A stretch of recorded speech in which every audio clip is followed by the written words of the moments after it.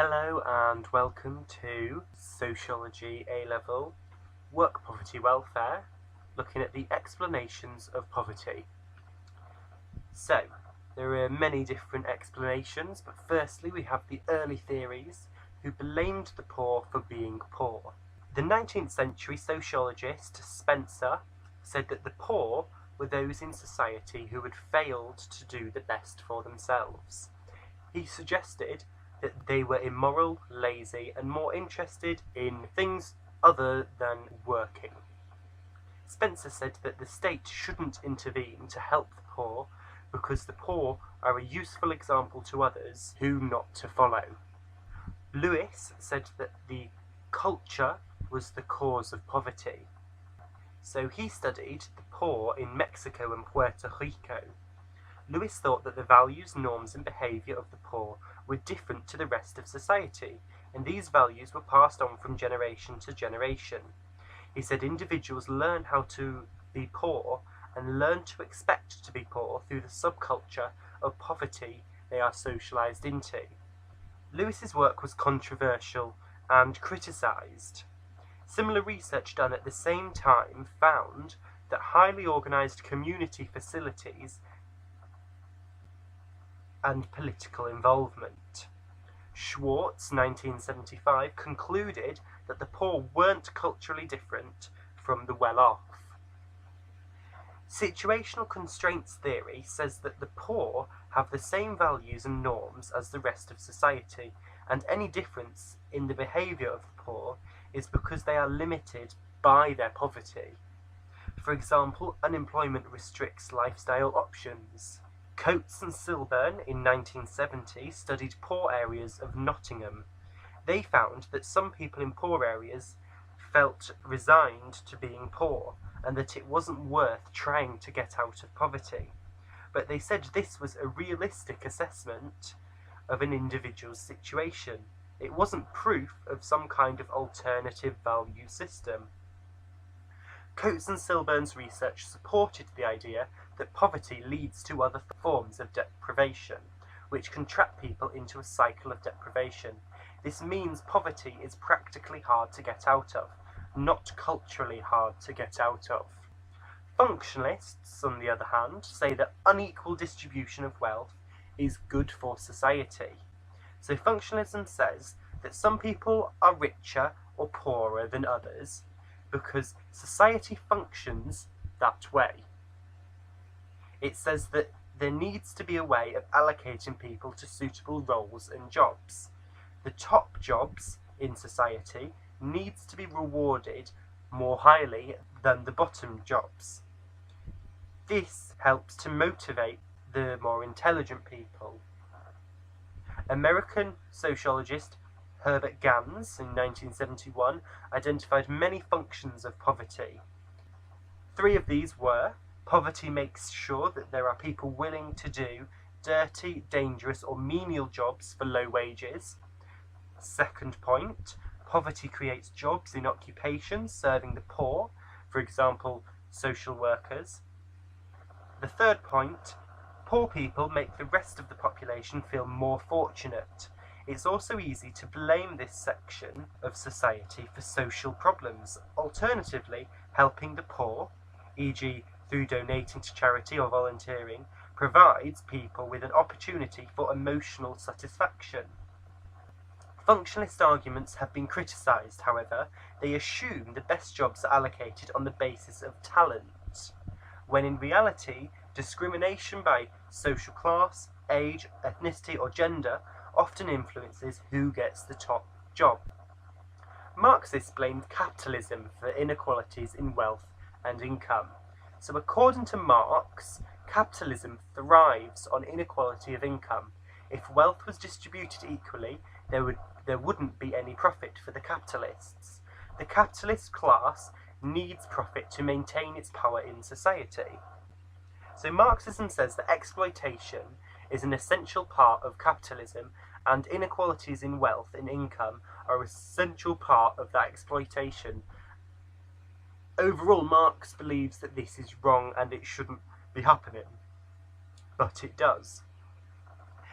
Kincaid's 1973 explanation of why poverty is needed says that the low-paid provide a cheap labour supply for the capitalist class, which keeps profits high. The varying pay levels within the working class keep individuals competing against each other to get the best jobs. This divides the working class up. Marxism says that if the working class all united together, they'd be a threat to capitalism. So it's in the interests of capitalism to keep the working class divided. Kincaid believes poverty is not an accident. He claims that it's an inbuilt part of the capitalist system. Marxist explanations of poverty, however, have been highly criticised because, firstly, they don't explain why some groups are more likely to experience poverty than others. They mainly just focus on inequalities due to capitalism. For example, they don't look into detail about the experience of poverty for individuals or groups.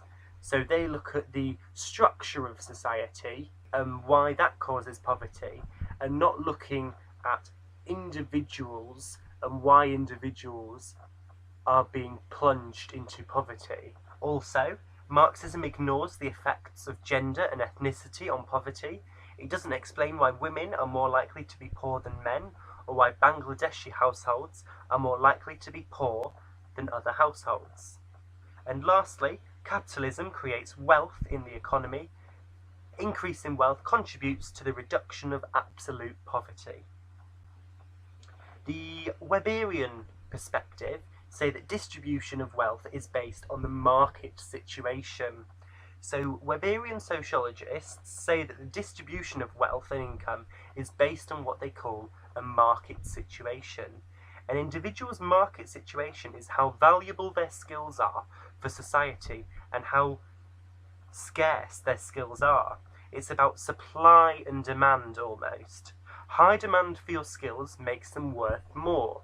For example, if you have more qualifications, then your market situation is better than those who have less skills.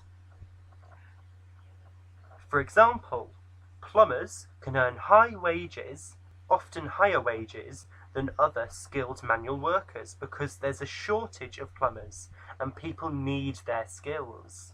So plumbers have a good market situation for the time being. Weberians say poor people have a poor market situation. There isn't always the same demand for the same skills. The same people don't always have the best market situation. This means there's always some movement of wealth in society. Dean and Taylor Gooby, 1992, think that changes in the UK labour market have led to increased poverty. There are more casual and temporary jobs, but less job security and far fewer jobs for life. They say that this means more people are likely to experience poverty at some point, because they are more likely to be fired or made redundant from their job. Also, individuals compete to improve their market situation. This links to the Marxist perspective looking at capitalism. So powerful people like judges, politicians, and the directors of big companies can do the most to keep themselves in a good market situation, whereas low-status workers don't have much power to improve their labour market situation. Townsend believes that this is the key explanation for poverty. The feminist perspective, however, says that things are worse for women.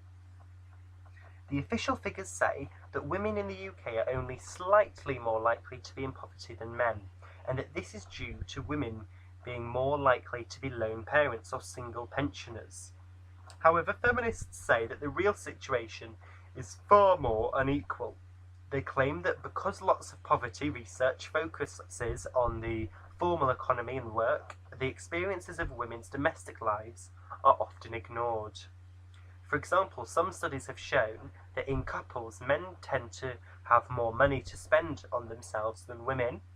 Women are more likely to make sacrifices, such as going without food, to provide for their children. New right theorists blame dependency on welfare for poverty. Charles Murray, in 1993, said that there's a sector of society who have a culture of dependency on the state and an unwillingness to work. He called this group the underclass. Murray identified the rising number of lone parent families, rising crime, and attitudes of resistance to work. Murray accepts that not all poor people are work shy, but he thinks a significant group just don't want to work. In Murray's opinion, welfare state benefits are too high. He says that this means there's not much encouragement to get off welfare and to get a job. Marsland, in 1989, thinks that the level of poverty is exaggerated by other sociologists. He says society should keep a small level of poverty to motivate others to work. Marsland agrees with Murray that the welfare state is too generous and encourages a culture of non-work amongst some groups. Almost similar to functionalism. However, there has been criticisms of Murray saying that his evidence for the existence of an underclass is too weak, and that Walker in 1990 found very little evidence of different values and behaviour among the poor compared to those of the rich. His opinion was that blaming the poor distracts from the real causes of poverty, such as the failure of social policy. It also ignores factors such as unemployment and disability that individuals can't control. Lastly, social democrats blame poverty on structural causes. Social democrats believe that the capitalist system and the way society is structured would always mean that some groups held a weak economic position in the labour market, for example, the disabled. They believe inequality in wealth and income is the root cause of poverty, so they want government policy to redistribute wealth and resources from the rich to the poor. The big idea is that the state can work to get rid of poverty, and that the state should work to get rid of poverty. Thank you for listening. This was Sociology A-Level, Work, Poverty, Welfare, looking at the explanations of poverty.